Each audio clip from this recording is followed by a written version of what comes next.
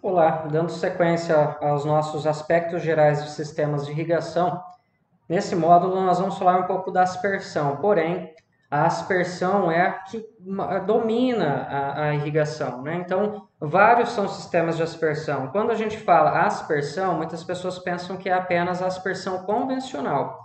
Então, vejam, aspersão, dentro do grupo aspersão está a aspersão convencional, pivô central, os sistemas lineares, que são muitas vezes chamados de pivô linear, porque a estrutura aérea do equipamento é praticamente a mesma, mas é errado chamar de pivô linear, porque pivô ele significa que marca um ponto pivô, um ponto central, fazendo uma área circular em torno dele, né? Então, os sistemas lineares fazem áreas retangulares. Também dentro do sistema de aspersão, né, dentro da área de aspersão, temos os carretéis enroladores, chamados por muitas pessoas de hidrorol, mas isso já depende da marca, né? Enfim, canhão, que nada mais é do que um aspersor, porém de grandes proporções, não? Tem aí dentro da categoria de canhões, tem os mini canhões, os canhões médios, os canhões grandes, que nada mais é do que o sistema que aplica água nos carretéis enroladores, e os rotores, que aí estão ligados mais à irrigação paisagística, aqueles que você vê muito em campo de futebol, aquele aspersorzinho, ou em filmes americanos, né? Aquele aspersor que sai do chão, né? Então, ao pressurizar o sistema, ele sai do chão e irriga geralmente jardins, praças, enfim. Os mais diversos usos aí, por isso a gente coloca ele como irrigação paisagística. Nada impede que você irrigue uma outra cultura com um aspersor desse, desde que você ajuste o teu sistema. Mas não é o mais recomendado, né? Então, geralmente os rotores são aqueles que ficam enterrados. A ideia é que ele não apareça, por isso é mais voltado aí para jardins, né? Bom, então, nesse módulo, como são vários os sistemas de aspersão, nós vamos praticamente falar da aspersão convencional, porque ela também tem subdivisões, e começar a falar de pivô, tá? Depois nós vamos falar dos outros sistemas num outro módulo, senão ficaria muito longo. Então vamos lá, aspersão convencional. Dentro da aspersão convencional nós temos o sistema portátil, o semiportátil e o fixo. Basicamente, o portátil ele vai depender muito do turno de rega, então nós vamos entender um pouco melhor sobre isso. Vejam, aqui nós temos citros, nesse caso laranja, né, sendo irrigada por aspersão convencional com um sistema que poderíamos chamar aqui de um sistema portátil, né, porque você precisa fazer manutenção dessa entrelinha com roçadas, então essa tubulação ela é desmontada, retirada daí para poder fazer colheita, tudo mais. Poderíamos chamar de aspersão portátil. Porém, gente, aqui eu quero chamar a atenção para a seguinte coisa. Primeiro, citros não é uma cultura que é interessante molhar a copa, molhar as folhas com frequência. Isso favorece ataque de pragas e doenças. Então aqui está molhando as plantas, né? Outra coisa, olha o tamanho da entrelinha. Citros é um tipo de cultura que precisa de entrelinhas largas, né, de espaço para você conseguir fazer o manejo com aplicação de defensivos, manejo de colheita, vários manejos. Então, essa irrigação não é o ideal. Vejam, você vai perder muita água que vai ser aplicada nessa entrelinha que não tem uma cultura de interesse, tem apenas uma cobertura, uma gramínea aí para evitar a infestação com daninhas. Então planta-se uma gramínea, faz a manutenção dela com roçadas e assim você tem aí a sua lavoura de citros, laranja, mas você está jogando água fora. Muito provavelmente essas entrelinhas, esses corredores entre cada linha de plantas, eles têm aí 50% da área total, eles ocupam 50% da área, enquanto a copa das plantas ocupa outros 50%. Ou seja, 50% de água jogada fora pela irrigação, né? Então, embora nós vamos falar de aspersão, eu quero só chamar a atenção que nesse caso o ideal seria um outro tipo de sistema. E lembrando que citros chega a cerca de 5 metros de diâmetro de copa, né? E lembrando que nós sempre consideramos que a projeção da copa na vertical é a mesma projeção das raízes, né? As raízes se distribuem de maneira proporcional à copa. Então, se nós temos 5 metros de diâmetro de copa, muito provavelmente nós teremos cerca de 5 metros de diâmetro de raízes, né? Não estou falando de profundidade, estou falando de alcance lateral, de diâmetro, de espalhamento dessas raízes. Então, seria possível colocar um gotejamento? O assunto é aspersão, mas só chamar a atenção de vocês. Seria possível irrigar com gotejamento citros, então? O ideal seria colocar uma mangueira, um tubo gotejador, embaixo da copa, aplicando água diretamente nas raízes? Até é possível, mas uma questão interessante do gotejamento é que o gotejamento dificilmente vai espalhar água em distâncias laterais muito grandes. Isso depende da vazão do emissor, né, do gotejador, depende do tipo de solo. Isso tudo nós vamos falar quando formos discutir os aspectos gerais do gotejamento. Mas, basicamente, você nunca vai colocar um gotejamento para que ele espalhe água até 5 metros, ou seja, 2,5 metros de cada lado, tá? E lembre, gotejamento está dentro da irrigação localizada. A ideia do gotejamento é localizar a aplicação de água, ou planta a planta, ou fazer uma faixa molhada na linha de plantio. Tá? Então, esses detalhes nós vamos ver mais para frente no próximo módulo. Bom, e se nós colocássemos 2 tubos gotejadores, um de cada lado da planta? Tudo bem, nós conseguiríamos ter um volume maior, mas imagina o custo.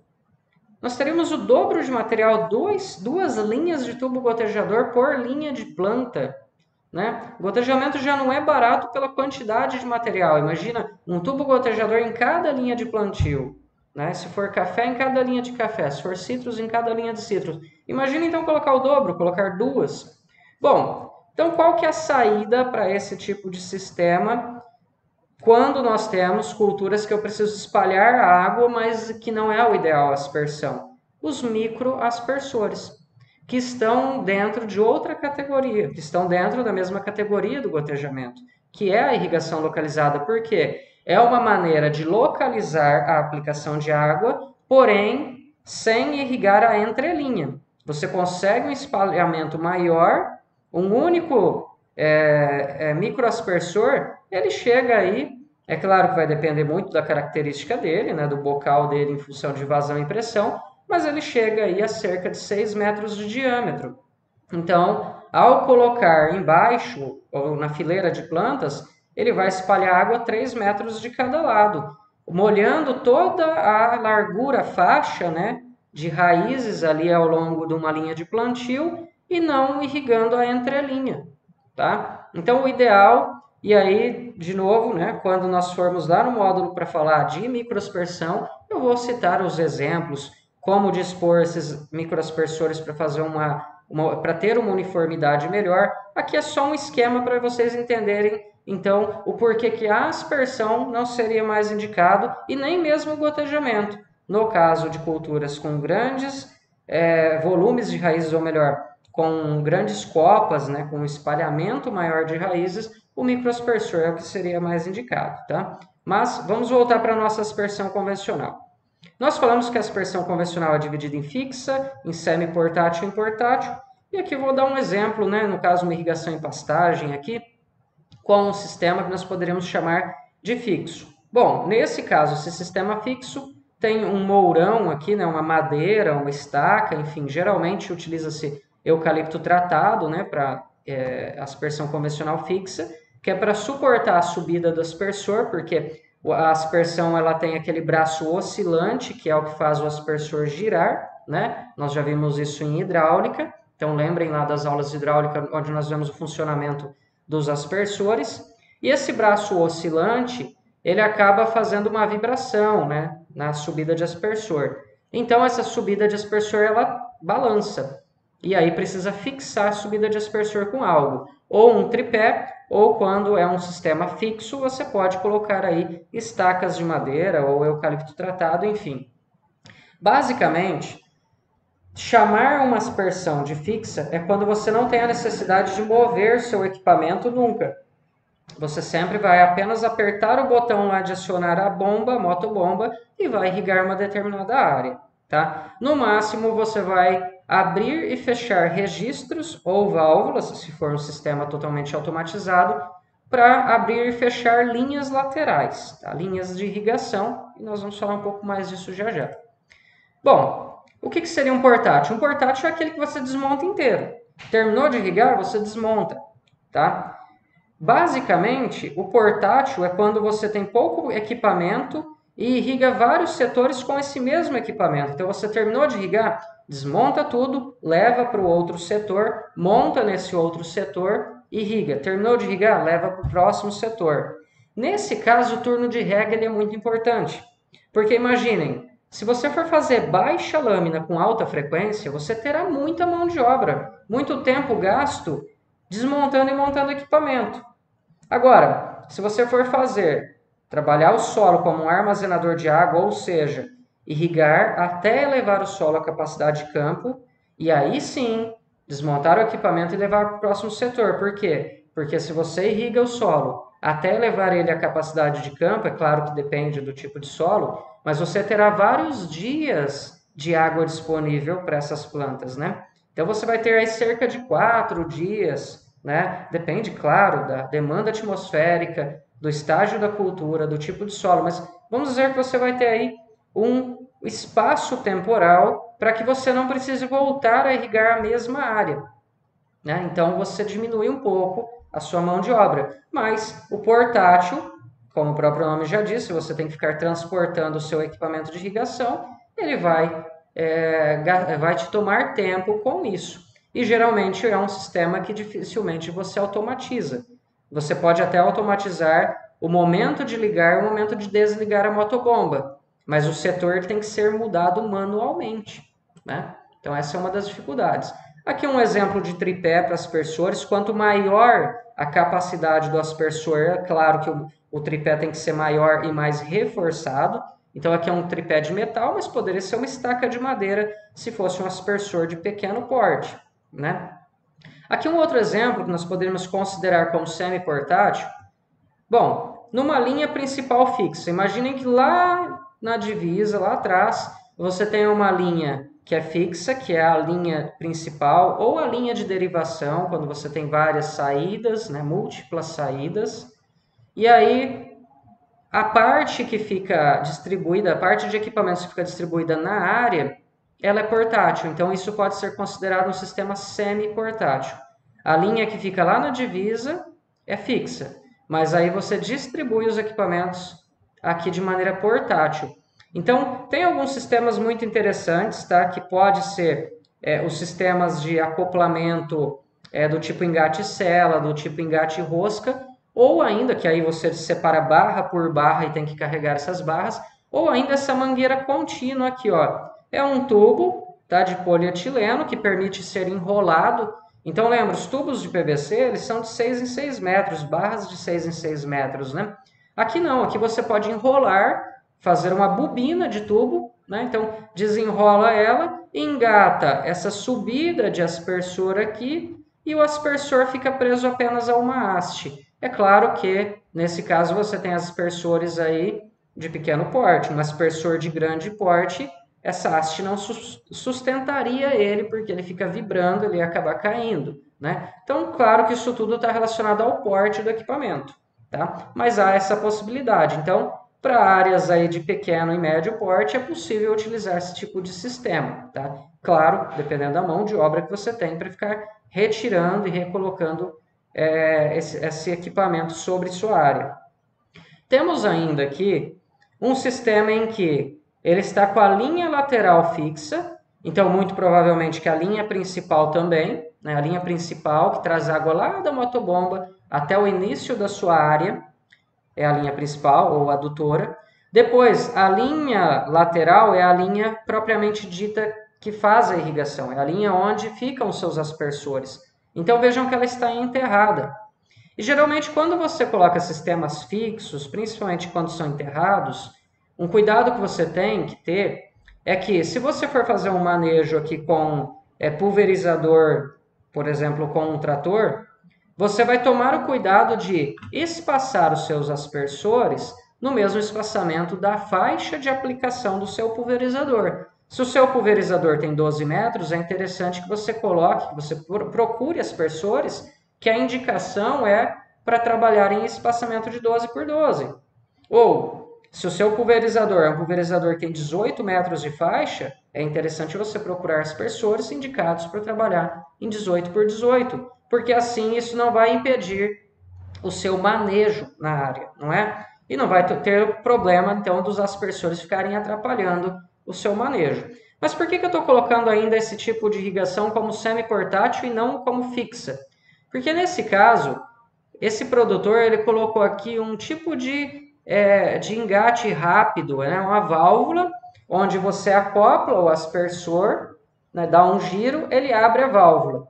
Terminou de irrigar essa área, ele consegue, mesmo tendo a linha de tubulação fixa, que é o que dá mais trabalho para ficar transportando de uma área para outra, mas o sistema ali de aspersão, ele consegue levar para outra área, então diminui um pouco a necessidade de equipamento dele. Ele deixa apenas as tubulações fixas, mas trabalha com os mesmos aspersores. Também vai ter um pouco de mão de obra, né? Terminou de irrigar esse setor, arranca todos os aspersores e leva para outra área. Isso também é usado, gente, em pastagem, tá? Alguns produtores retiram os aspersores não necessariamente para irrigar outra área. Ele pode ter aspersor na área inteira, comprar aspersor para a área inteira. Mas alguns produtores preferem retirar para que o gado não se coce, né? E acabe quebrando o aspersor, tá? Bom, isso também depende da altura de instalação, tá? Engana-se quem pensar, então se eu colocar o aspersor muito alto, o gado não vai se coçar no aspersor porque não alcança. Alguns preferem colocar bem baixo, rente ao solo, tá? Porque o gado, ele tem a sua, como que eu vou dizer, a sua carcaça, o seu perfil é de encostar a barriga, encostar o quadril, né? Em alturas acima de 50 centímetros. Então, também alguns colocam aspersores baixos, tá? Que o gado acaba não conseguindo se coçar, né? Ainda assim, corre-se o risco de tropeçar, de acabar quebrando o equipamento. Então, alguns produtores não é uma questão de altura, mas é uma questão de retirar para evitar que quebre o equipamento. Nem sempre por ser portátil necessariamente, tá? Nesse caso aqui, da direita, da imagem da direita, isso muito provavelmente é uma reforma de pastagem, tá? Veja que tem gado ali ao fundo, então aqui é uma área de pastagem que está sendo reformada. Então, já que você enterrou a tubulação, dificilmente você vai desenterrar essa tubulação algum dia, né? Então, é um sistema fixo de linha lateral, mas que tem uma parte dele que pode ser portátil, os aspersores. Bom, basicamente, então, nós vamos escolher fixo, semi-portátil ou portátil.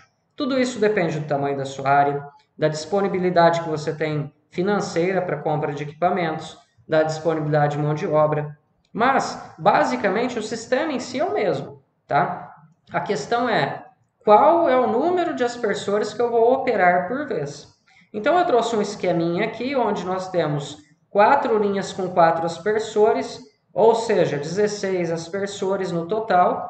Se eu estiver irrigando todos ao mesmo tempo, eu tenho que abastecer com vazão e pressão, tudo isso vocês aprendem na hidráulica, né? E abastecer esses 16 aspersores de uma vez. Bom, ainda assim, nesse esquema aqui, nós temos uma área de aspersão portátil, vejam. Então, nós temos a linha principal, que é a adutora que vem até o início da área. Depois, podemos chamar de linha de derivação. Por que eu coloquei entre aspas? Porque linha de derivação é mais comum no gotejamento. Mas, se essas 4 linhas estão sendo irrigadas ao mesmo tempo, esse trecho de linha ela tem o caráter de linha de derivação. Por quê? Porque ela deriva, ela tem saídas de água, ok? Então, você pode utilizar aqui o critério de múltiplas saídas, né, com o F de Christensen, lá da hidráulica, porque você tem 4 saídas na mesma linha, e isso permite você, então, a trabalhar aí até uma linha telescópica a partir da segunda metade dessa área. Basicamente, gente, quando você tem uma área com irrigação portátil, você sempre vai seguir uma rotação, levando essas linhas, veja, terminou de irrigar esse setor, você vai levar essa linha para o próximo ponto, que já vai ter ali a conexão para engatar na linha de derivação. E assim por diante. E do outro lado, né, também estão fazendo essa rotação na área, para evitar ter que deslocar esse equipamento tão longe. Então, as linhas elas vão sempre caminhando no mesmo sentido. Senão você teria que buscar a linha lá no final e trazer ela aqui no início de novo. Então você vai fazendo uma rotação na área. É uma questão simples, né, e prática, tá? Então você sempre vai fazendo essa rotação, a linha vai ser montada próximo de onde ela já estava na posição anterior. Bom, gente, e agora? E se eu resolvesse comprar material para cobrir toda a minha área com linhas laterais? A linha lateral, lembrando, chamada de linha lateral é a linha que ficam os aspersores. Isso pode ser enterrado ou não. A questão de ser fixo geralmente permite que você enterre e assim não atrapalhe tanto o manejo. Você pode inclusive fazer gradagens, é só enterrar essa linha a uma profundidade que não seja afetada pelo corte, pela profundidade de corte da sua gradagem, e você deixa apenas o aspersor de fora, respeitando, como eu disse anteriormente, o espaçamento principalmente do seu pulverizador, né? Mas o fato dela ser fixa não é ser enterrada ou não, é você não ter que mover o seu equipamento de lugar. Tá? Isso que dá a característica de chamar de fixa, né?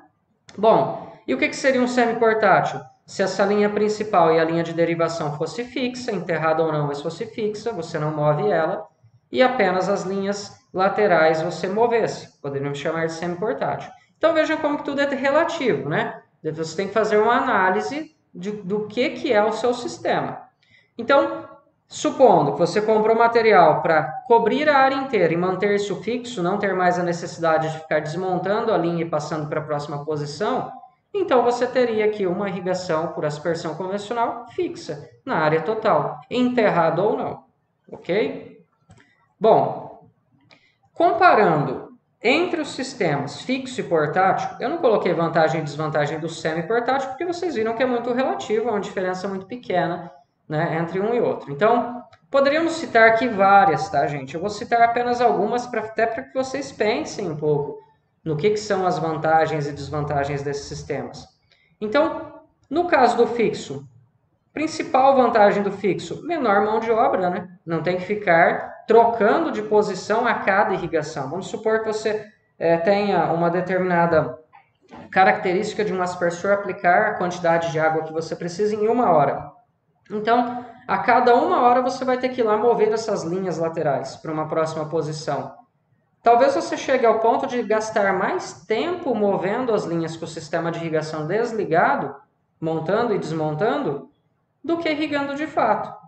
Então, isso é preciso de mão de obra para você ter um portátil. Então, a principal desvantagem do portátil é exatamente a mão de obra. Os dois são totalmente inversamente proporcionais, digamos assim, né, na relação de vantagens e desvantagens.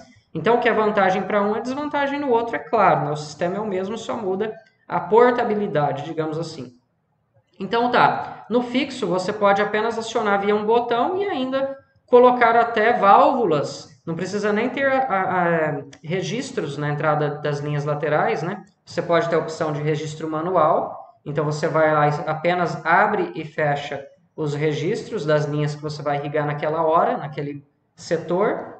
Mas você pode também colocar válvulas e automatizar o seu sistema. Colocar um controlador lá na casa de bombas que apenas abre um novo setor e fecha o setor que já terminou de irrigar. Então, o fixo permite essa automação. Agora, no portátil não tem como, você vai desmontar todo o sistema, como que você vai automatizar, né? Praticamente impossível, depende muito aí de casos e casos, né?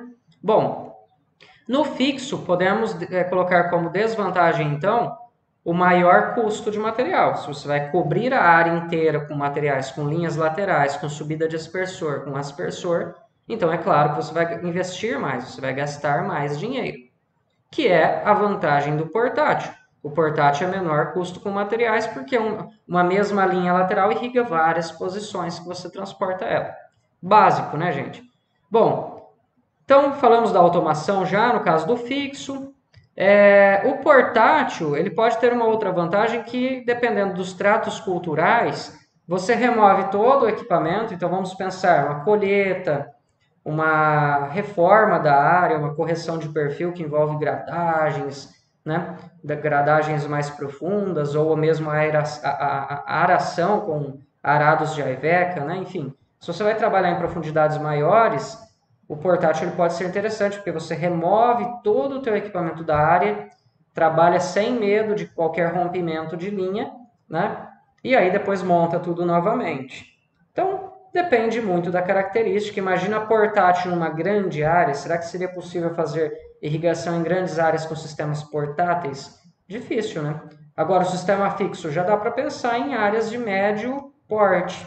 Se for fixo, dá para automatizar, então dá para pensar em área de médio porte.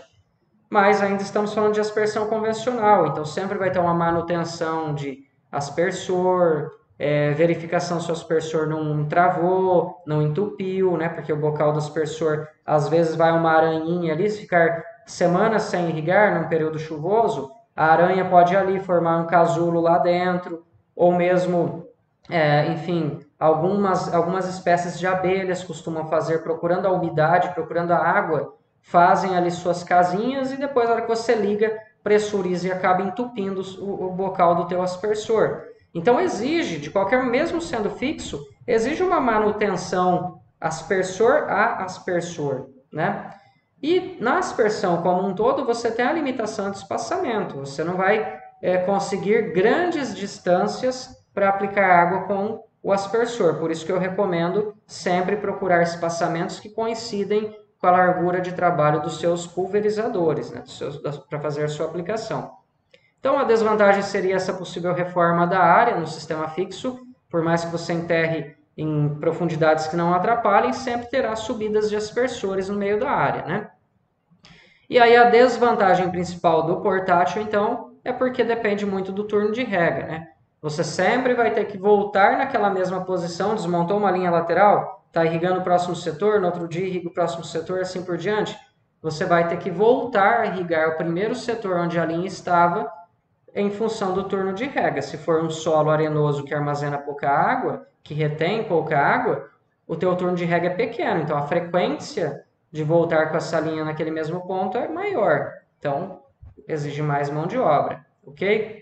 Então, tudo isso depende dos tratos culturais, né? Uma série de questões. Então, tudo depende, né, gente? Depende do tamanho da área, da disponibilidade de mão de obra, do que é a cultura que você vai trabalhar, né, da quantidade de manejo, da faixa de trabalho do seu, da faixa operacional do seu pulverizador, enfim, basicamente, se nós pegarmos então as vantagens e desvantagens de maneira geral da aspersão convencional, nós podemos citar que as vantagens, irrigar áreas irregulares, pensando em topografia, você consegue trabalhar áreas aí acidentadas, tá?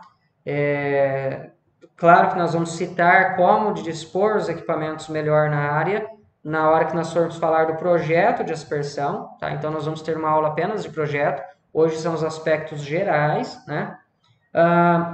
Permite maior controle da lâmina de irrigação, então quando comparado aos sistemas que nós falamos até aqui no módulo anterior, que era irrigação por superfície, sulcos e inundação, a aspersão convencional te permite controle de lâmina. Depende, é claro, da uniformidade de aplicação, da uniformidade do seu aspersor, né, da disposição do espaçamento que você escolheu, mas você consegue controlar a lâmina. Como é que você conseguiria controlar a lâmina no seu sulco ou na sua inundação? É mais difícil, né? Você tem muitas perdas por percolação.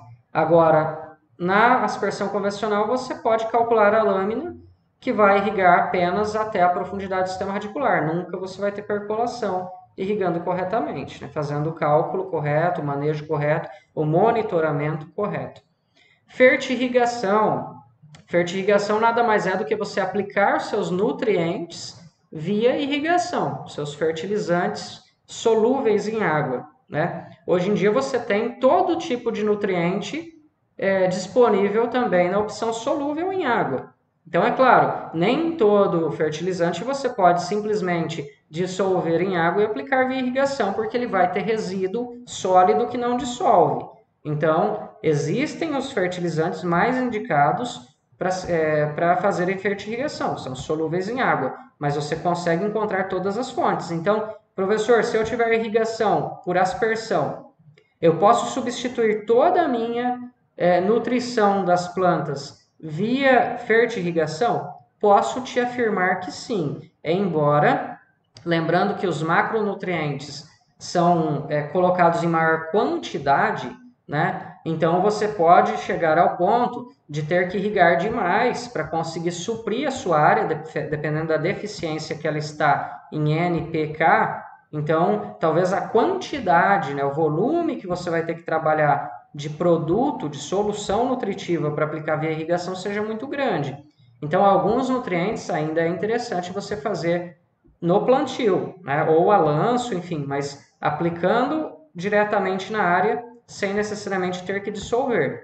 É claro que na fertilização você vai trabalhar com volumes de cauda com alta concentração, e aí você injeta numa pequena vazão, injeta na tua linha de irrigação que vai aplicar na área total. A uniformidade do seu aspersor, a uniformidade do seu sistema, ela é muito importante nesse momento. Porque, vejam, a água, ela até se redistribui no solo. Se você tem um aspersor, que é a uniformidade dele, ou seja, ao longo do giro dele, ele não aplica, ao longo do raio, né, de alcance dele, ele não aplica água 100% uniforme, mas essa umidade ela se redistribui no solo. Então, existe a uniformidade de aplicação, mas existe a uniformidade da água no solo, que ela se redistribui. Pontos um pouco mais secos, a água migra, a umidade ela migra no solo, né? Bom, mas alguns nutrientes não migram, né? Nem todo nutriente ele migra junto com a água. Então você corre o risco, se você tiver um aspersor que irriga de maneira desuniforme e fizer fertirrigação, é claro que você vai ter pontos, manchas, né, de maior concentração de nutrientes e outras mais deficientes, se você não tiver essa uniformidade. Mas asseguro vocês que hoje já é possível ter equipamentos aí de alta uniformidade na aspersão convencional, desde que você faça o projeto correto, tá?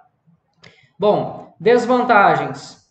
Uma desvantagem que é muito complicada da aspersão de maneira geral, não só da convencional, é a deriva, tá? Ainda mais se você estiver fazendo fertirrigação. A deriva, muitas vezes, quando o aspersor está fazendo o giro, se o vento estiver forte, a água simplesmente não chega em uma das metades do teu círculo de irrigação, numa meia-lua, digamos assim. Né? O vento, você está aplicando água numa gota pequena, né? Na superfície, mandando um jato de água com gotas pequenas que, contra o vento, essa água simplesmente não chega. Então, existem velocidades limites do vento também para irrigação, assim como para aplicações de defensivos agrícolas, tá? Então, a irrigação por aspersão, ela fica limitada a isso. Nós vamos falar um pouco disso também da deriva no caso de pivôs. Nos pivôs você sofre um pouco menos com a deriva e vocês vão entender o porquê quando nós começarmos a falar de pivô, tá? Bom, a limitação nesse espaçamento é um dos problemas da aspersão convencional. Geralmente, a aspersão convencional, você vai até 24 metros de distância de um aspersor ao outro. Então, vejam, se você trabalha com um pulverizador que tem uma faixa operacional de 18 metros, é mais interessante escolher um aspersor de 18, que aceita um espaçamento de 18, para que você passe com o seu pulverizador, né, exatamente no meio das suas linhas de irrigação, e ainda mais se for um sistema fixo, né? Então, tudo isso depende, tudo isso tem que ser analisado. A questão operacional ela é muito importante. Também travamento de aspersores. Alguns aspersores às vezes dão problema. É comum um aspersor, quando fica muito tempo exposto ao sol e sem passar água por dentro dele, sem ele fazer irrigação, vamos supor um período chuvoso, mas que tem sol, tem alta radiação, então você não está ligando o seu aspersor e aquele plástico ali ele vai sofrer um desgaste de ficar ali sem a lubrificação da água, né, apenas exposto ao sol, a lubrificação que eu falo interna, né, que está chovendo, ele está sendo molhado por fora, mas muitas vezes não vai estar sendo manejado, não vai estar funcionando com água.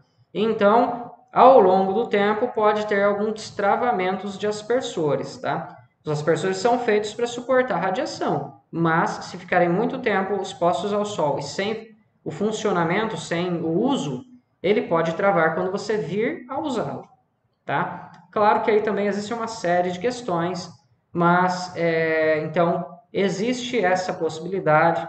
Existe a regulagem da mola do aspersor, que vocês também aprendem em hidráulica, né? Então, a velocidade de giro, a intensidade do impacto do braço oscilante é regulado pela mola, e às vezes essa mola pode sofrer também um desgaste, perder a sua força e ter que regular. Então, imagine uma aspersão convencional fixa numa grande área, você ter que ir um a um aspersor fazendo manutenção. Por isso que então a aspersão convencional, digamos que ela é recomendada até médio porte, né?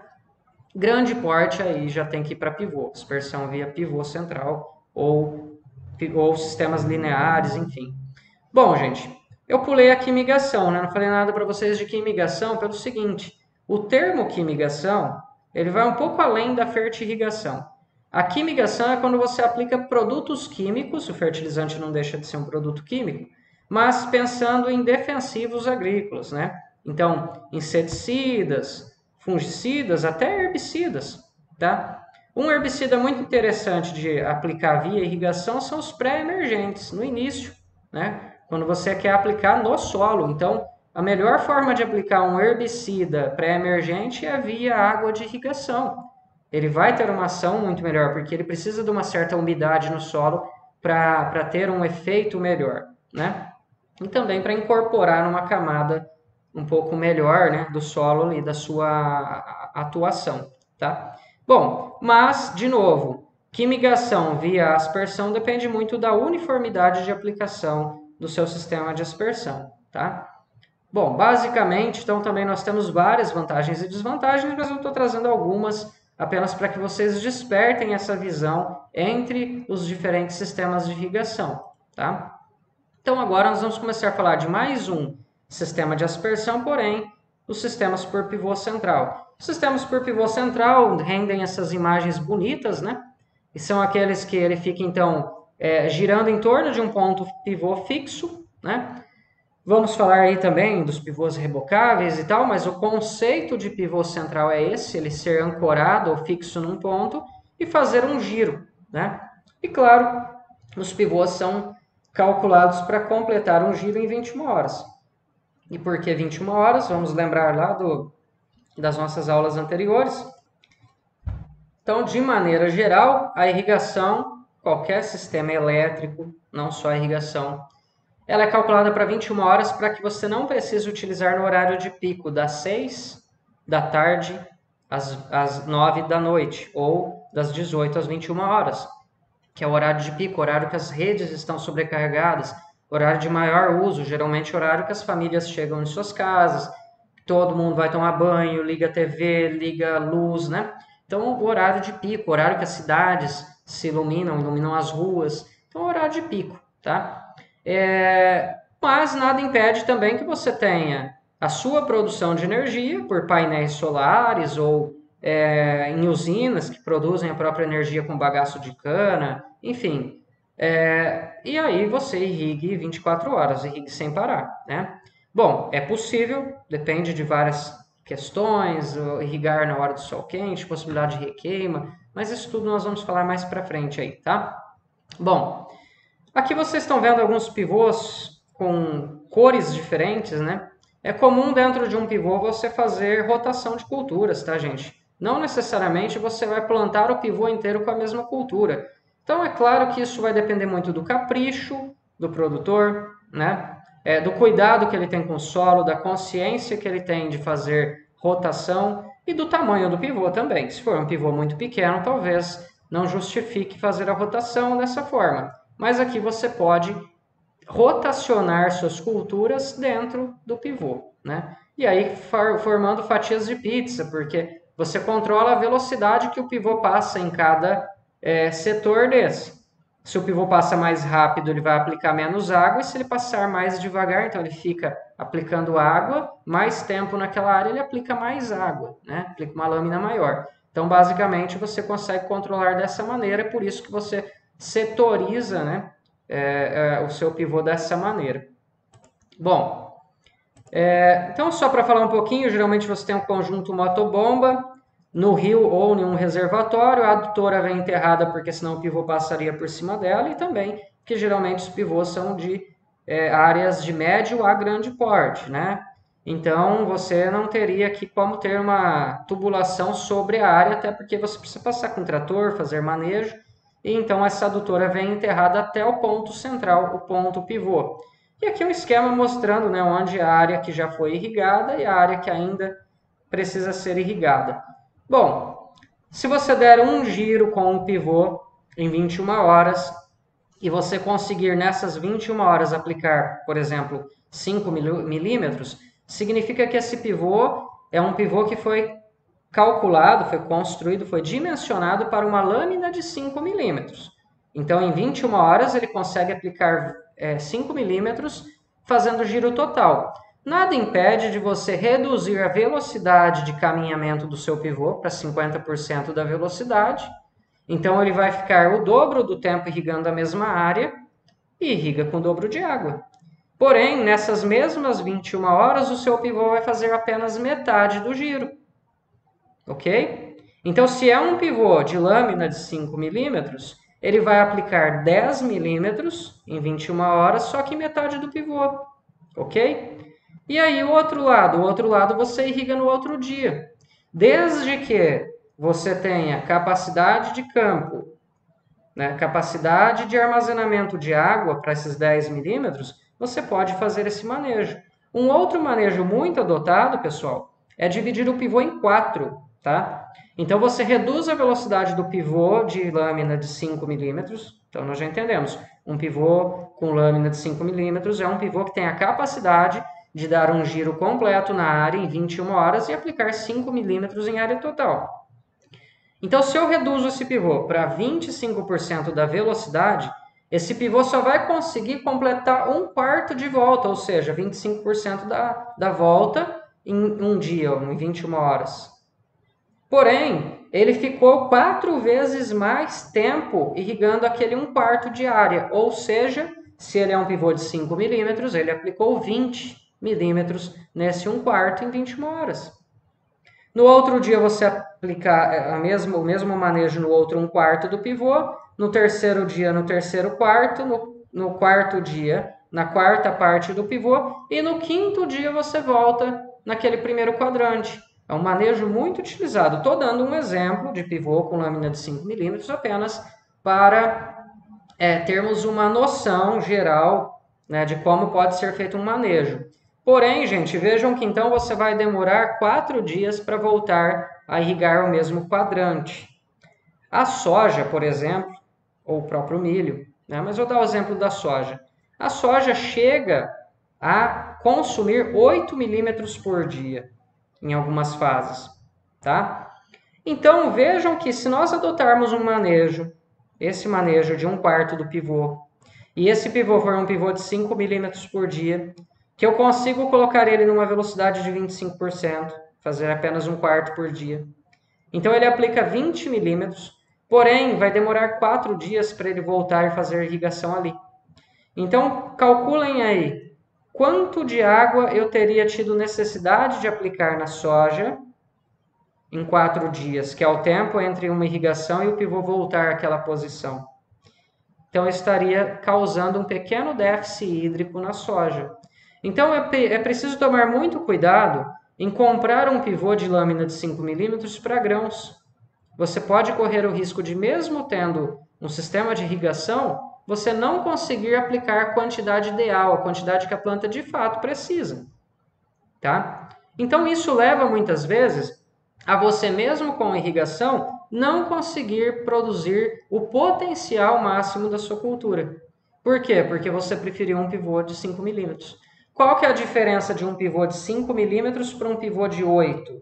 Vou arredondar para 10, vai. Um pivô de 5 ou um pivô de 10, que seria uma altíssima lâmina para um pivô. A diferença de custo do equipamento. Porque, é claro, se eu tenho a necessidade de o dobro de vazão, que ele tem a capacidade de aplicar o dobro de água nas mesmas 21 horas, Então é claro que a minha adutora terá que ser maior. É claro que o meu conjunto motobomba terá que ter uma capacidade maior de vazão. É claro que o meu motor elétrico vai consumir mais energia, exigir mais de demanda contratada para dar partida no motor, né? Então vejam, há um limiar que tem que ser analisado do ponto de vista da viabilidade econômica. Até onde é viável eu aplicar 100% da água que a planta precisa e quantos por cento eu consigo reduzir dentro de uma segurança, dentro de não diminuir demais o meu potencial produtivo. Mas muito cuidado com pivôs de lâmina baixa, que são pivôs mais baratos, porque sim, adutora menor, conjunto motobomba menor, consumo de energia elétrica e demanda contratada de energia menores, mas que no pico de consumo de água da sua cultura, ele não vai conseguir fornecer tudo que a sua cultura precisa. Tá? Então, geralmente, pivôs com lâmina de 4 milímetros, 5 milímetros, são pivôs que, para culturas como a soja, ele só vai fazer a suplementação ou a complementação em períodos sem chuva, mas não vai conseguir expressar o potencial produtivo máximo. Isso é muito importante frisar, né?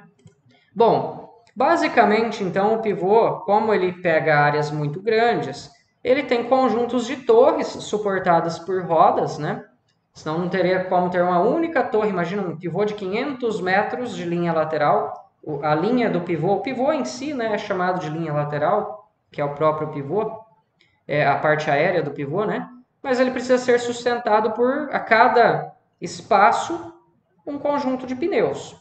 Esse conjunto de pneus é movido não pela força da água, mas sim em cada conjunto de pneus tem um motor elétrico. E um motor elétrico que geralmente é de 1,5 CV, ou quando o seu pivô irriga áreas com muito declive, quando ele vai subir, ele precisa de força para subir. Né? E quando vai descer, precisa de força para segurar, porque ele é pesado, cheio de água. Então, chega-se aí a motores de 2,5 CV. Motores elétricos pequenos, né? Graças a redutores de velocidade. Então, eu dou sempre o seguinte exemplo. Numa bicicleta, como é que você ganha força? Você é o eixo motor, suas pernas é o eixo motor. Você ganha força quando você gira muito rápido e a bicicleta anda devagar, não é? Então, isso é uma redução.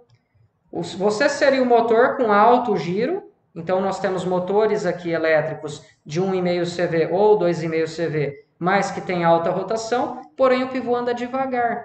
Então você tem um sistema de redução de velocidade e quando você reduz a velocidade você ganha força. É por isso que nós costumamos chamar de marcha leve na bicicleta. Quando você está girando, você é o eixo motor em alta velocidade, mas a bicicleta está indo lentamente. Então você perdeu em velocidade, mas ganhou em torque, ganhou em força.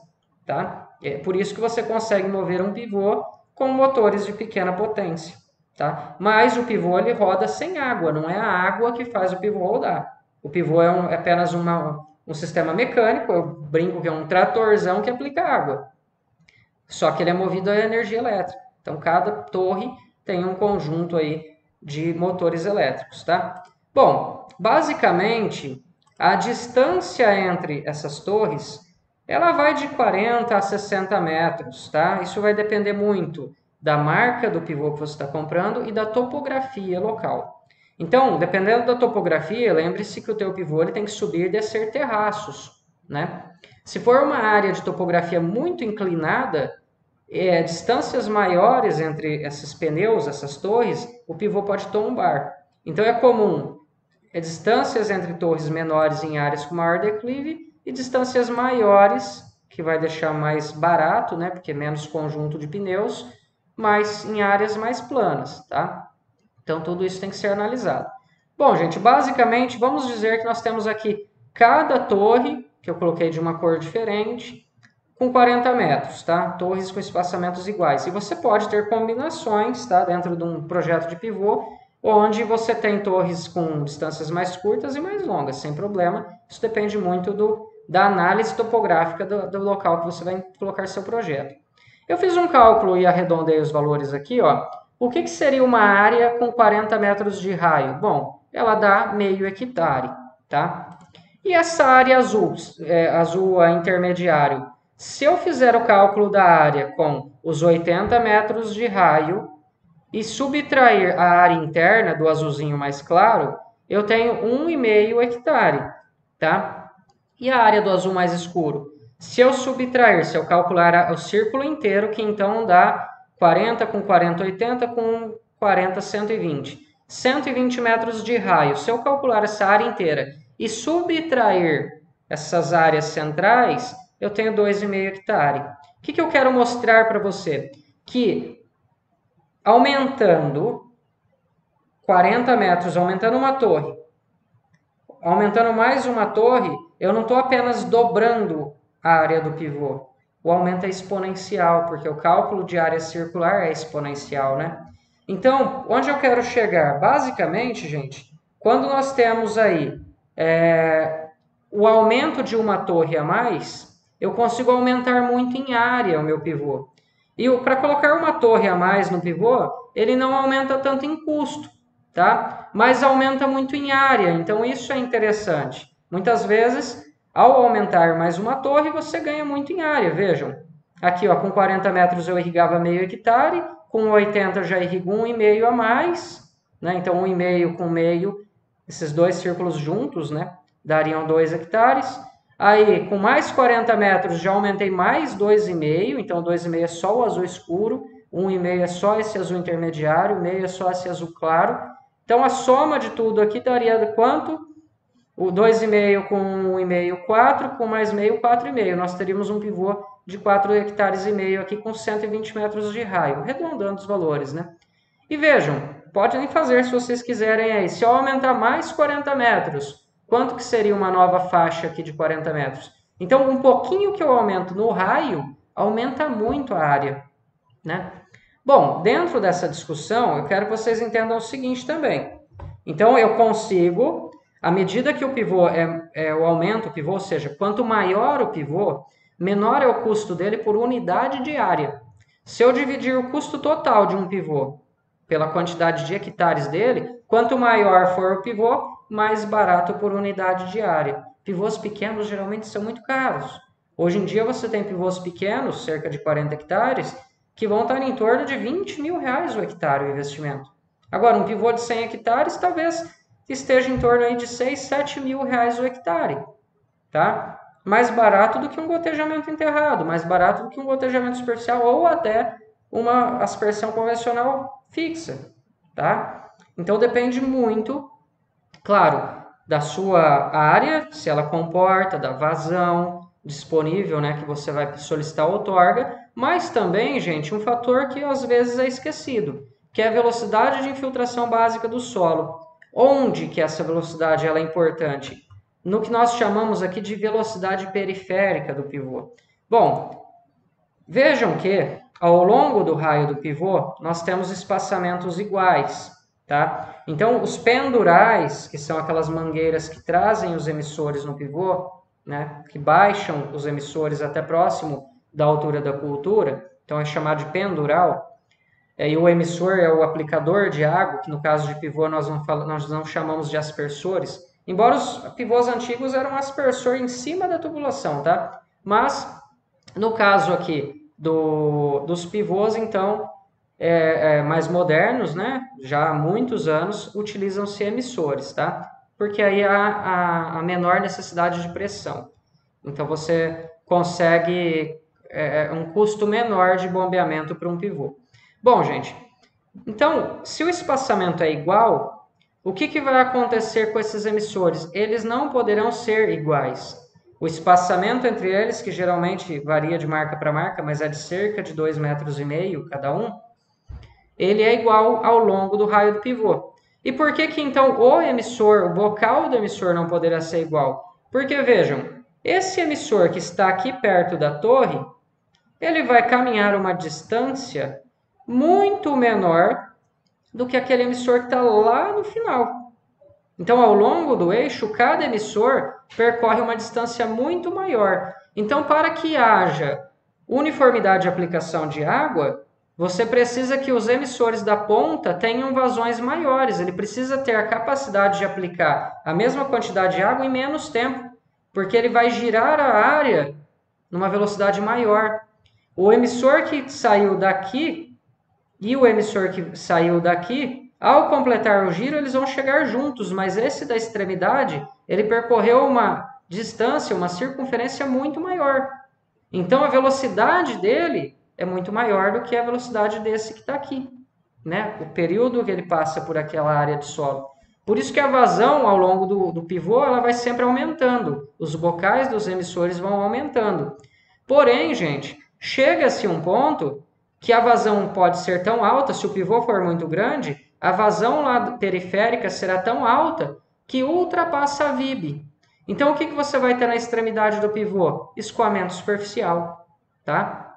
Então, um cuidado tem que ser tomado. Imagina você ter uma irrigação e sofrer com escoamento superficial, então é preciso respeitar os limites da velocidade de infiltração básica, ok? Bom, falei dos motores, né? Basicamente, então, o motor elétrico e os motorredutores, que reduzem a velocidade de giro e ganha força. E aqui um exemplo muito bonito, né? Muito bacana, vários pivôs no deserto.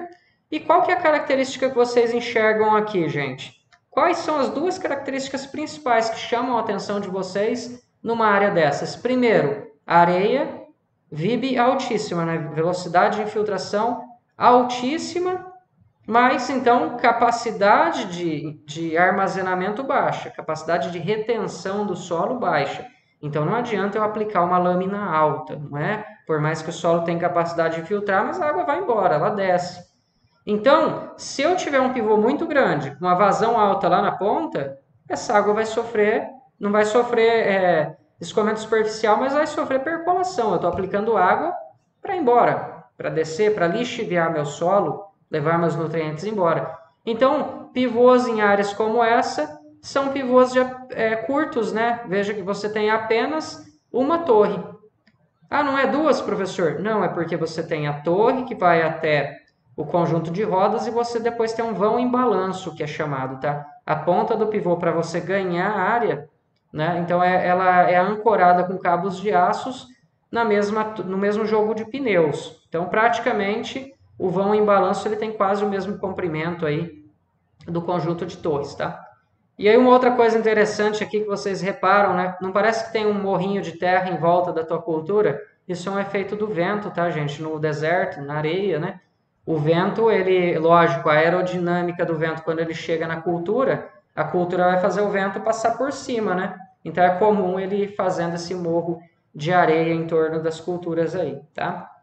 Bom, aqui um exemplo ó, da Arábia Saudita, tá? Quem quiser buscar no Google Earth, busca aí a Arábia Saudita, vejam então, né, uma imagem recente, vários pivôs, né, no deserto, tá, gente?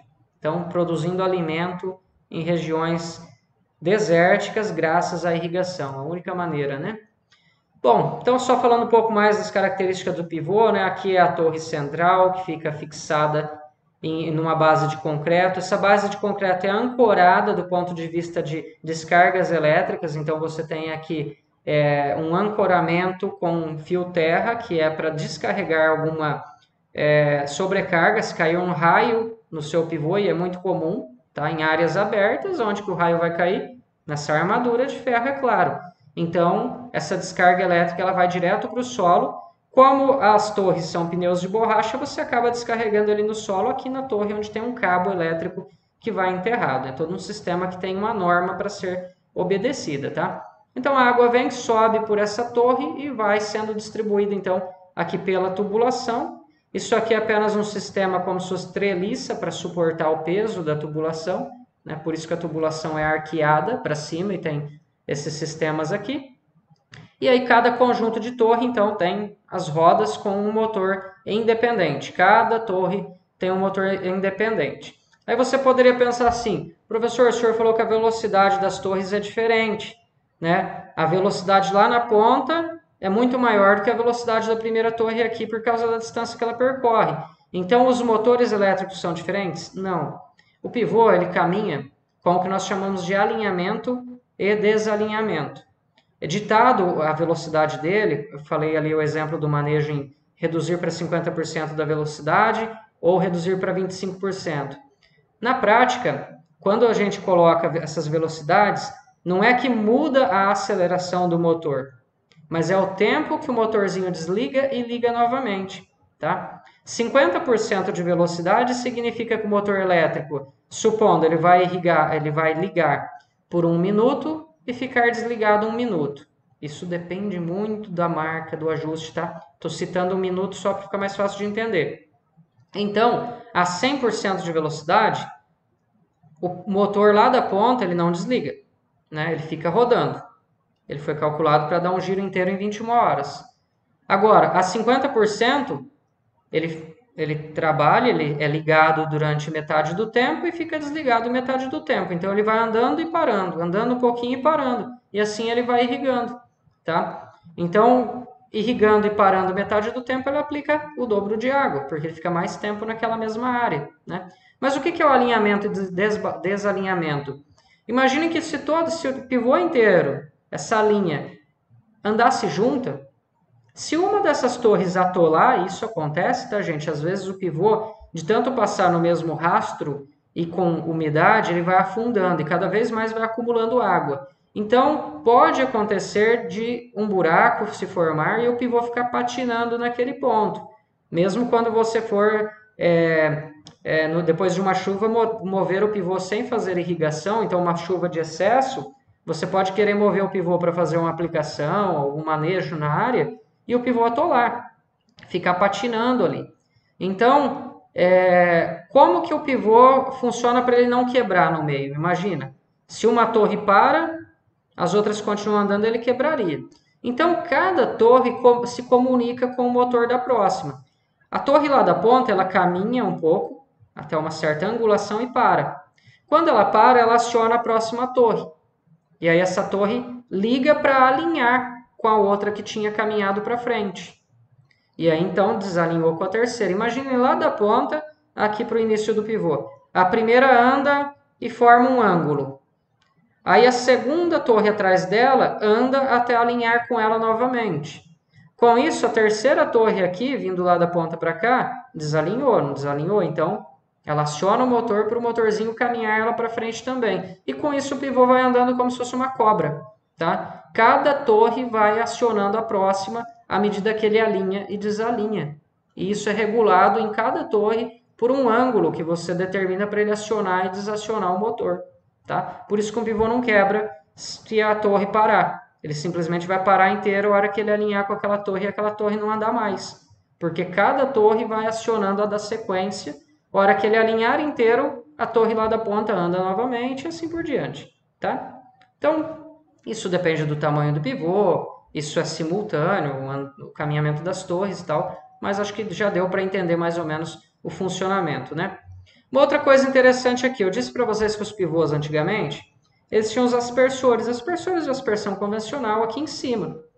E por que depois que os pendurais foram colocados, então trazendo a aplicação de água mais próxima do dossel das plantas, isso para diminuir perda por evaporação, né? Para que eu vou ficar jogando água para cima na atmosfera? Imagina um dia que o ar está seco, vou ficar aspergindo água nessa altura, vou perder muito por evaporação direta antes da água chegar no solo, né?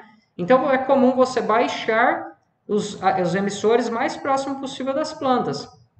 E aí, nesse caso aqui, vocês veem que ainda está muito alto. Muito provável que porque é milho, o milho cresce muito rápido e chega aí a alturas de 2,5 até 2,70 de altura. Então, mantiveram alto aqui, porque se você baixar esses emissores, esses pendurais, logo você já vai ter que diminuir de novo a altura. Algumas pessoas até colocam emissores com pendurais mais compridos para chegar próximo do solo, e à medida que a cultura vai crescendo, eles vão fazendo uma volta na mangueira e amarrando. Eles vão dando uma volta para diminuir ela, tá? Mas também exige mão de obra, né? Bom, por que mesmo tendo esse emissor para o lado de baixo, você tem uma curva que a saída de água é por cima da tubulação? Bom, gente, por que foi mantido assim?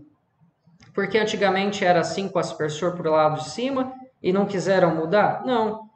É porque a sujeira que é mais pesada, mais densa que a água, algumas partículas de areia que pode juntar na água, acumular, a tendência é que ela fique na parte de baixo da tubulação do pivô. Então, a água entrando por cima e depois fazendo a volta, evita captar essa sujeira e vir aqui entupir o emissor. Tá? Bacana, né? Então, é por isso que a saída é por cima, tá? Bom, temos também a opção de torre que tem pneus. Essa torre ela não é ancorada numa base de concreto, mas as rodas são viradas de maneira que essa torre não saia do lugar.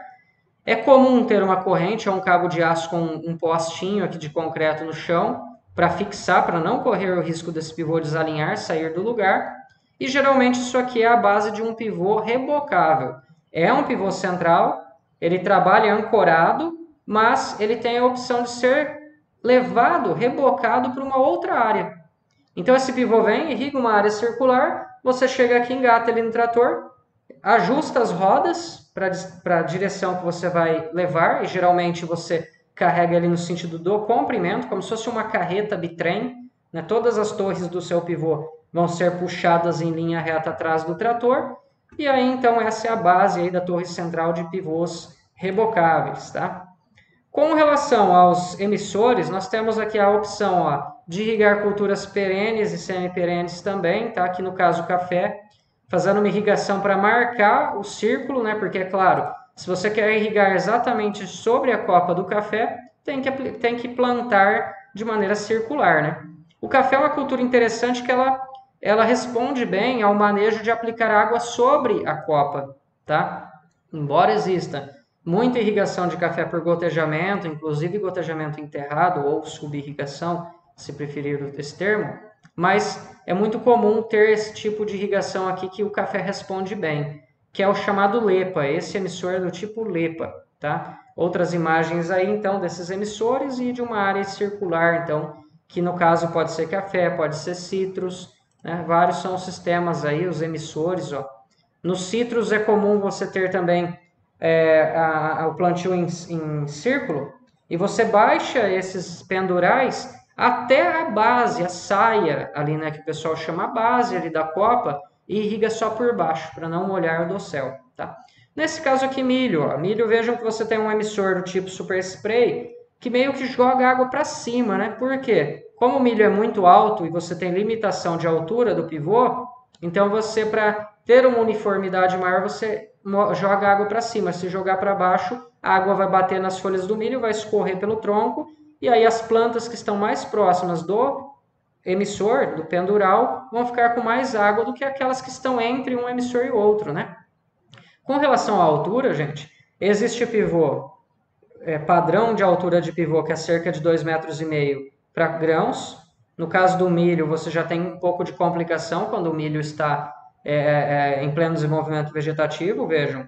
Então, pivôs para grãos com 2,5 metros, ele sofre um pouco de limitação em milho. Se você escolher um híbrido de milho que passa de 2,5 metros, você começa a ter problemas, tá? Porém, pivôs muito altos são mais indicados para cana, e pivô muito alto tem o risco de tombamento também, tá? Vento forte pode tombar pivô, tá, gente? É raro acontecer, eu tenho até registros aqui, fotos, não coloquei nessa aula, mas posso mostrar para vocês em outros momentos, pivôs que tombaram com vento. Então, é comum pivô alto para cana, para mamão, no Espírito Santo é interessante, tem áreas de irrigação em mamão, tá? Com pivôs mais altos, mas um pivô alto demais também corre-se riscos, aí tem que aumentar a distância dos eixos de torre, enfim, é um outro sistema. Olha, essa imagem é com baixa resolução, mas foi a única que eu encontrei para mostrar que existe a possibilidade também de fazer uma irrigação localizada via pivô.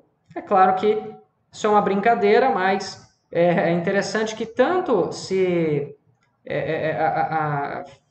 as diferentes áreas de irrigação, o gotejamento, a aspersão, tanto já sofreram alguns tipos de concorrência, que o pessoal do pivô falou, não, vamos provar que é possível fazer uma localização da água com pivô, né? Então isso aqui não é muito comum de vocês verem, mas que irrigação que lembra isso aqui para nós? Os sulcos, né, do módulo anterior, onde você tem a possibilidade de irrigar apenas uma entrelinha sim, outra entrelinha não, mas aplicar água de maneira que ela infiltre por baixo e umedeça toda a zona radicular das duas linhas de plantio que estão em torno dessa área molhada aqui, né?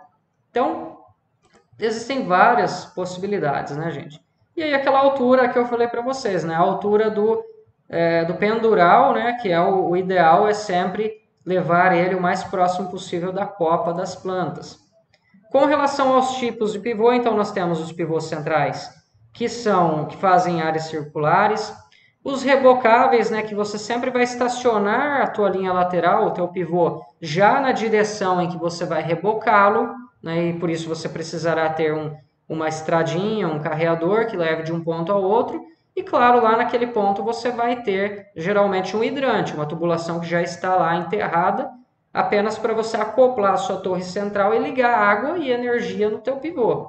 Ou ainda, no caso de você não levar energia até esses pontos pivô, você pode ter a opção de um gerador de energia, né? Ou uma motobomba diesel. De qualquer maneira, mesmo tendo a motobomba diesel para pressurizar a água, você precisa de um gerador de energia porque cada torre tem um motorzinho elétrico, então precisa gerar energia, tá? Teria a opção de levar fio e fio juntamente com a adutora para cada ponto e deixar um hidrante lá e uma tomada. Mas às vezes o custo acaba viabilizando mais você ter o gerador, né, que transporta junto com o pivô para onde for.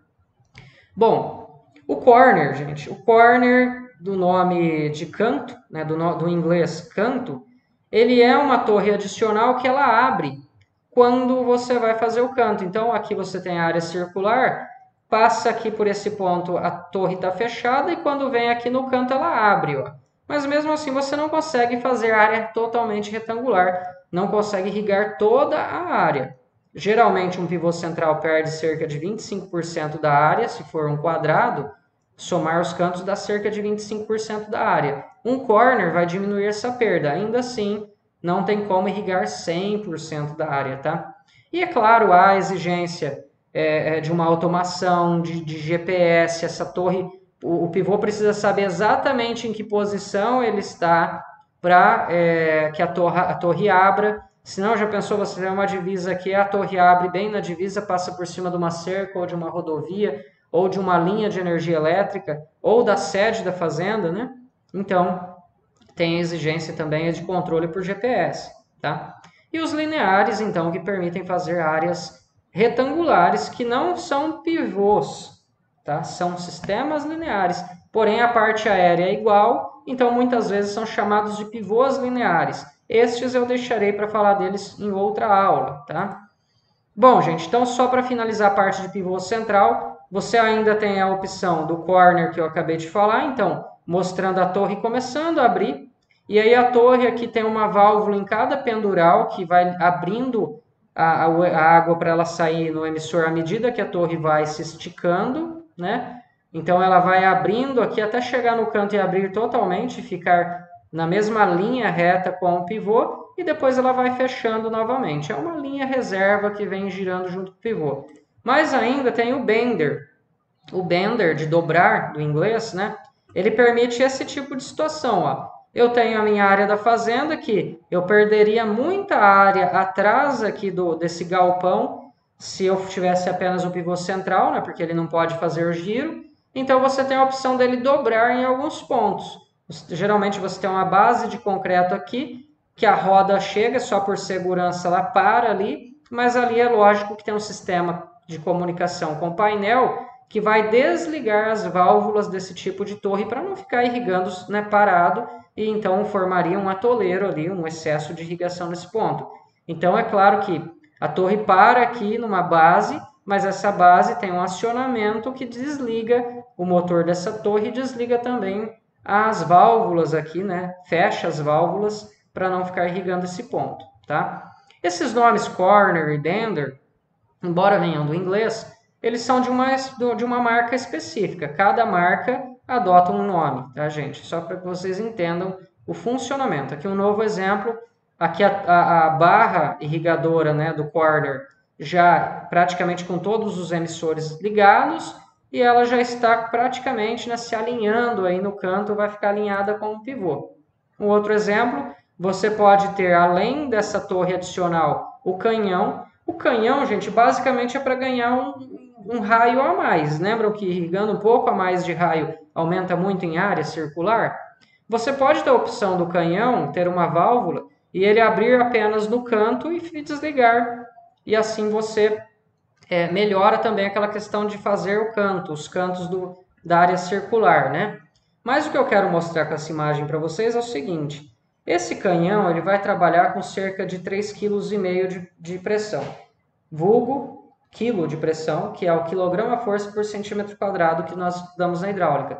É uma unidade de medida que equivale a cerca de 35 MCA, metro coluna d'água. Então vamos trabalhar em MCA. Esse canhão ele precisa de pressão para que ele consiga jogar esse jato de água longe e pulverizar a gota. Princípio de vazão e pressão dos aspersores, né? Então é um aspersor de grande porte, aspersor do tipo canhão. Porém, o pivô inteiro os emissores precisam de apenas cerca de 10 MCA.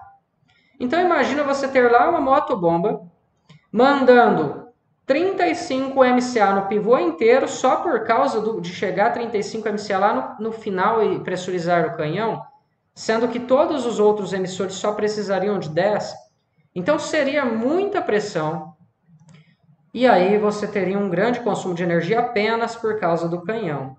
Então, gente, é muito comum você ter uma bomba chamada bomba booster, tá? Então, a booster é para impulsionar essa água, também vem do termo em inglês, né?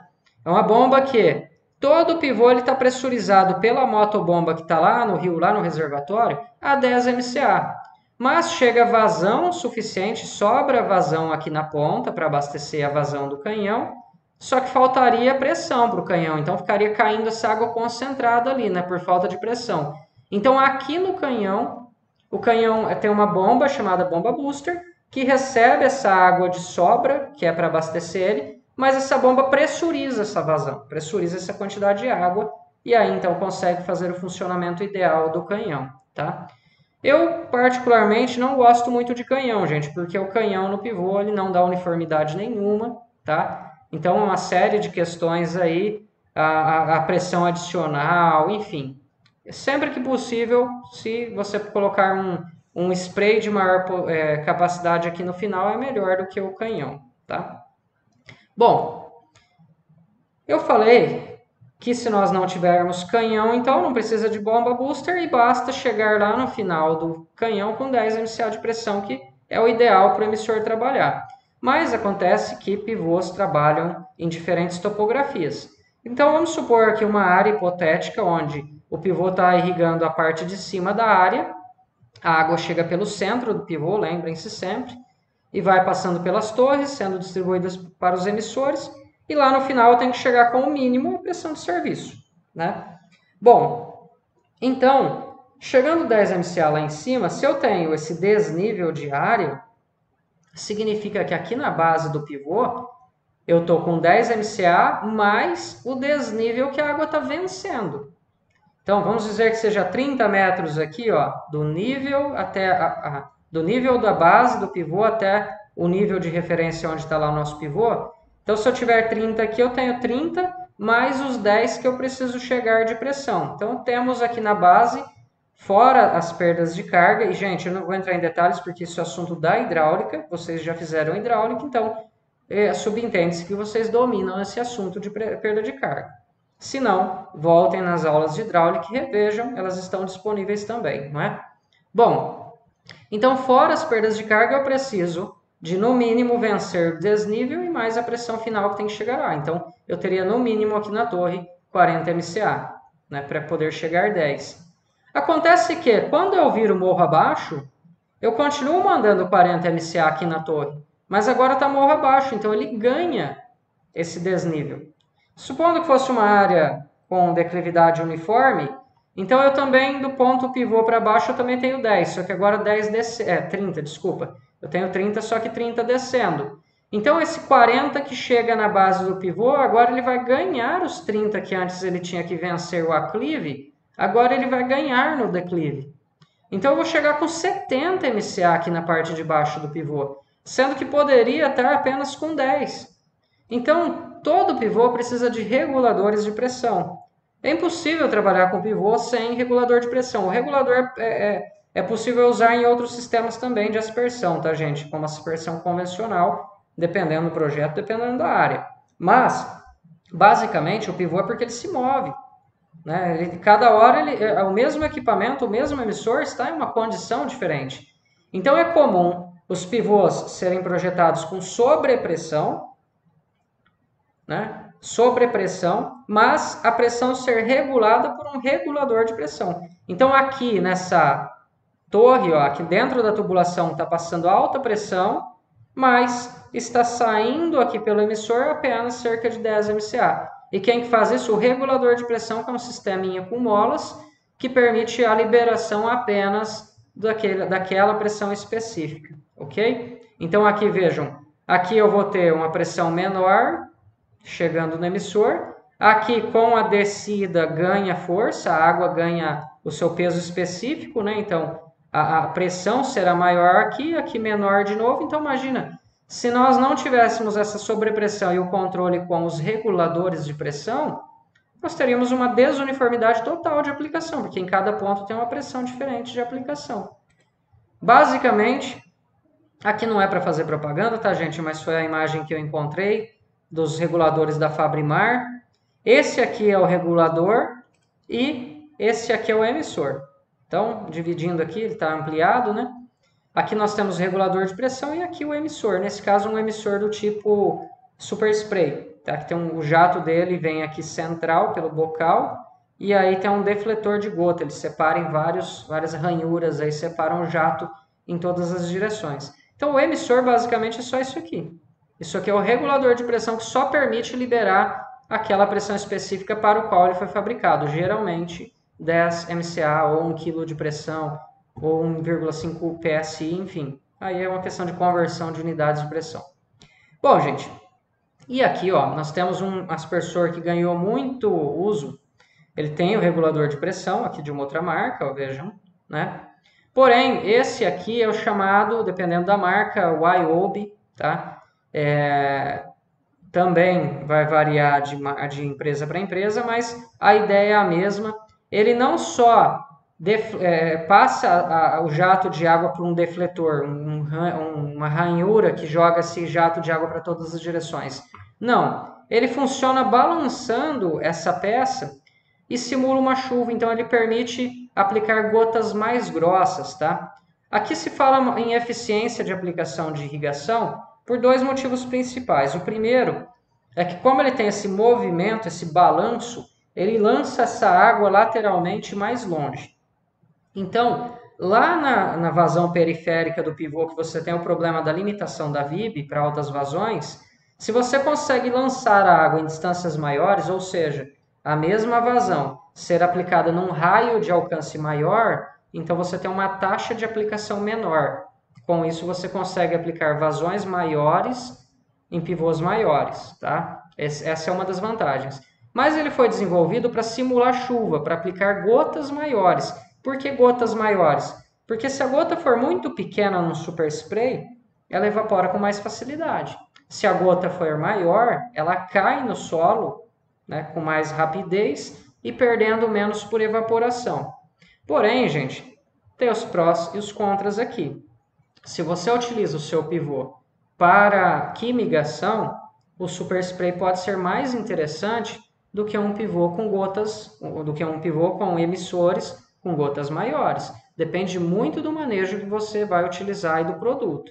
Então, só cuidado com isso. Do ponto de vista de eficiência de aplicação de água, gotas maiores é melhor. Mas se você vai aplicar um produto defensivo junto, talvez as gotas menores sejam mais interessantes. Bom, aqui basicamente essa explicação que eu mostrei para vocês, o que seria um super spray, né? um emissor do tipo spray, mostrando a distância de lançamento da água, né? E aqui esse Ryobi que então permite aplicar em um raio maior, mesma quantidade de água, porém fazendo, né, um diâmetro maior, digamos, uma área maior irrigada. Bom, gente, aqui mostrando uma foto de uma fazenda que eu pude visitar na Flórida durante o meu doutorado, tá? Então, nós conhecemos uma fazenda onde a universidade tinha uma área experimental e eu achei muito interessante. Eu gosto de trazer essa imagem do Google Earth, mas para mostrar para vocês que, como os pivôs não irrigam a área total, sempre vai sobrar, mesmo que você disponha ele em distâncias triangulares, digamos assim, né? Supondo o círculo do pivô tivesse aqui, ó, e diminuiria, né? Não formaria esse quadrado, tá? mesmo assim sobraria um cantinho. Basicamente as pessoas chamam isso aqui de calcinha do pivô na prática, tá? Eu prefiro chamar de cantos do pivô, acho que é perfeitamente possível entender que são os cantos do pivô que se ficam sem irrigar, né?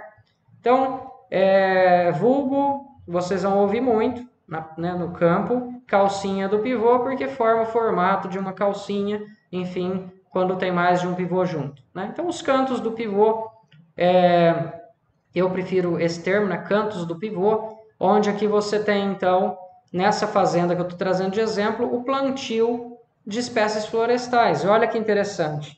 Então, naquela área que você tem ali, que seria uma área perdida do ponto de vista de irrigação, eles plantam floresta. Com isso, você tem uma distribuição de florestas dentro da área, uma melhoria nesse equilíbrio, uma melhoria no sentido de inimigos naturais terem local para morarem, digamos assim, né, para se procriarem, e aí você consegue também ter uma porcentagem de área aqui. Eu falei em torno de 25%, que os pivôs ficam sem irrigar os cantos, né? Os cantos equivalem a cerca de 25%, então está dando praticamente o que uma área precisa ter de reserva.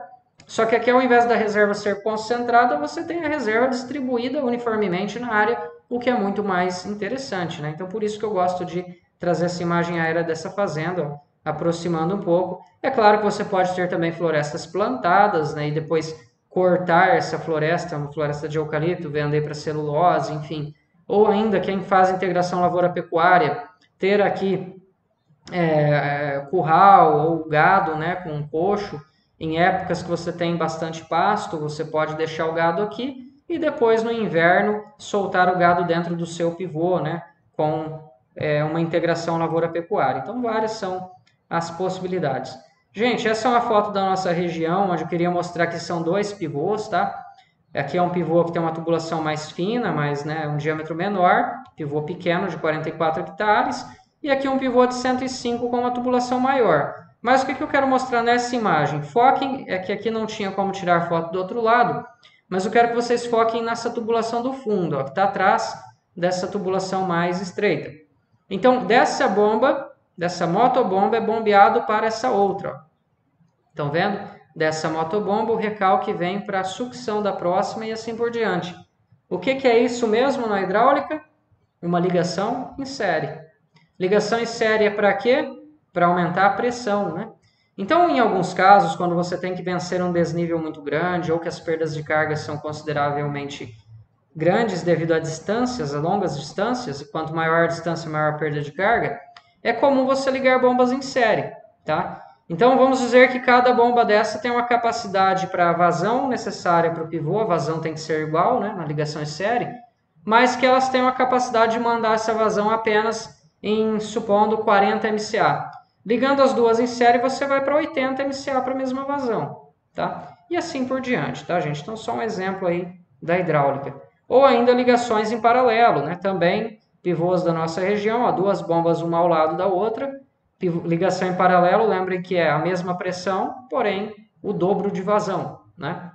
Então a captação é individual para as duas bombas e depois lá no recalque tem uma peça chamada Y que une a vazão das duas. Por isso a pressão tem que ser igual, mas a vazão aí ela se soma numa mesma tubulação de diâmetro maior. Nessa outra imagem, gente, é muito importante notar a importância da ancoragem, tá, gente? Principalmente aqui perto da casa de bombas. É comum você ter essa parte da estrutura do pivô de metal, então você emparafusa a tubulação, porém, até mesmo para ter um custo mais em conta, o restante da adutora é de PVC. Então você tem uma peça que passa de ferro para plástico, ou seja, não tem uma união ideal aqui. Então essa união ela pode abrir, se deslocar. Para que não tenha deslocamento, você precisa ter essa ancoragem na curva aqui, ó, tá? Por quê? Porque é igual quando você liga uma mangueira de alta pressão e deixa ela solta no quintal, ela fica fazendo igual uma cobra se você deixar ela solta, né? Ela sempre vai para o lado da curva, né? Ela vai correndo para o lado da curva. Então, essa força que a água tem de querer fazer um caminho reto, um caminho linear, quando ela chega na curva, ela empurra aquela curva para trás, né?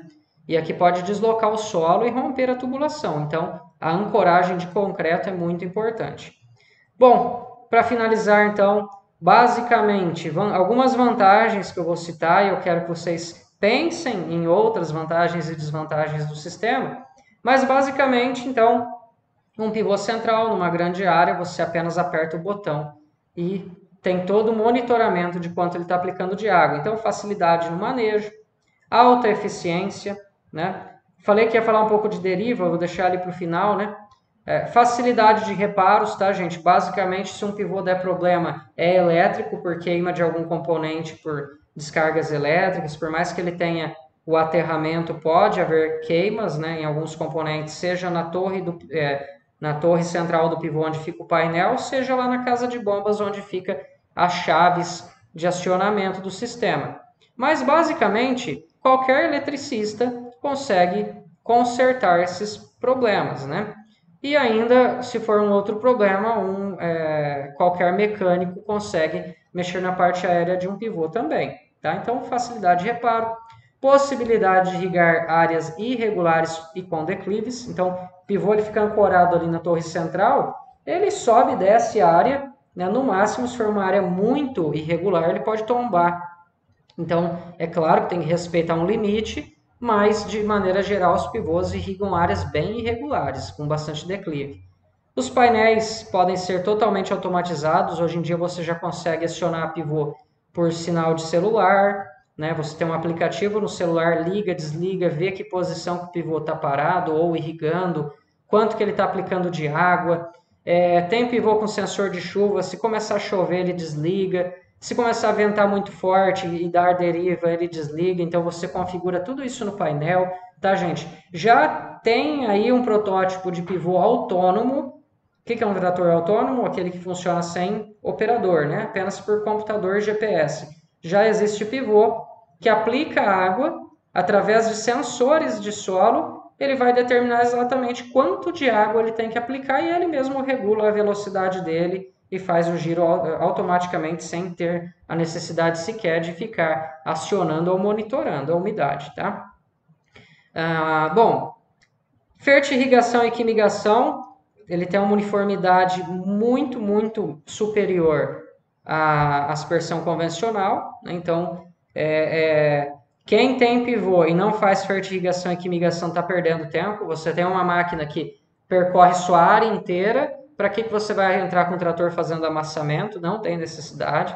Como eu disse, a maioria dos nutrientes hoje você tem a opção deles na opção solúvel, né, para aplicar então aí com caudas concentradas, e aí essa cauda concentrada vai se diluindo dentro da tubulação da irrigação. Você injeta ela como se fosse soro na veia, né? Você injeta aquele nutriente, aquela cauda concentrada, e aí ela vai se misturando com a água dentro da tubulação e faz a aplicação uniforme dentro do pivô. Existem também os injetores de fertilizantes, tá, gente? Então, não coloquei aqui, mas eles são usados tanto em pivô como em qualquer outro sistema, mas que te permite dosar aí os nutrientes e não correr o risco de fazer soluções com produtos que são incompatíveis, né? Na fertirrigação, um cuidado muito importante que tem que ser tomado é com a incompatibilidade de nutrientes que podem até gerar entupimentos no teu sistema, porque acabam solubilizando, enfim. Então, esse é um cuidado que tem que ser tomado também, mas isso é um assunto da fertirrigação, né? Bom, algumas desvantagens do pivô, então, alto custo de equipamento? Bom, gente, será que isso é uma desvantagem? Eu deixei a interrogação. O que é alto custo? Hoje, nós podemos falar num pivô de 100 hectares, um investimento de cerca de R$1 milhão. Tudo depende da distância que está a fonte de água, depende da distância que está a fonte de energia, da declividade, né? Ou seja, do desnível lá do rio até o ponto pivô. Mas vamos arredondar para 1 milhão 100 hectares, né? Bom, se você fizer um projeto de gotejamento enterrado, por exemplo, vai ficar muito mais caro que isso. E se fosse possível ter aspersão convencional nesses 100 hectares, também ficaria mais caro, tá? Então, gente, é aquela questão do tamanho do pivô e a diluição do preço dele em função do tamanho. Pivôs muito pequenos acabam sendo muito caros por unidade de área, E pivôs grandes, quanto maior for o pivô, mais ele dilui o preço em função do tamanho, tá? Bom, e aí então, novamente, custo. Nós temos estudos, né? Eu sou coordenador do grupo de pesquisa em viabilidade econômica de irrigação, e nós temos vários estudos que mostram aí que você consegue pagar um investimento num sistema de irrigação em cerca de 2 safras.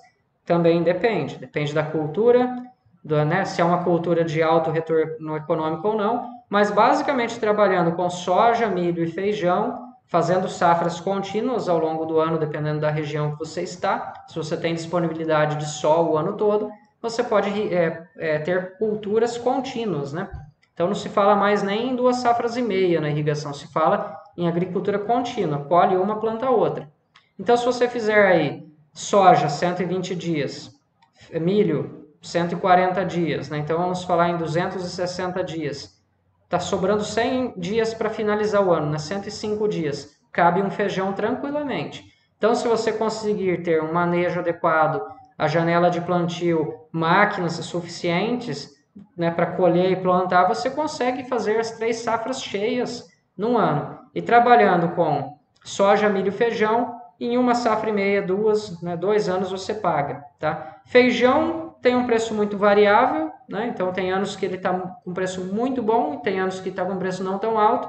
Se você acertar um preço alto de feijão, você paga apenas com uma safra de feijão o investimento no pivô. Tá? Com uma safra, o resto é lucro. Geralmente você financia um projeto desses para 10 anos com 2 de carência. Então, quando você começar a pagar as parcelas do teu investimento no terceiro ano, o teu lucro já teria dado para comprar outro à vista. Tá? Basicamente é isso que a gente tem visto nos custos, aí, nas análises de custo. Posso adiantar para vocês. Bom, uma desvantagem, não irriga os cantos, mesmo com o sistema Corner, como eu já expliquei ali para vocês, né? Então sobra um pouco os cantos. E a questão da deriva vai depender da altura do pendural, né? Você pode trazer esse pendural para bem próximo do dossel das plantas e assim as perdas serão mínimas por deriva. Você consegue até irrigar com vento, diferente da aspersão convencional que joga água para cima. Então você tem muito efeito da deriva até no giro do aspersor.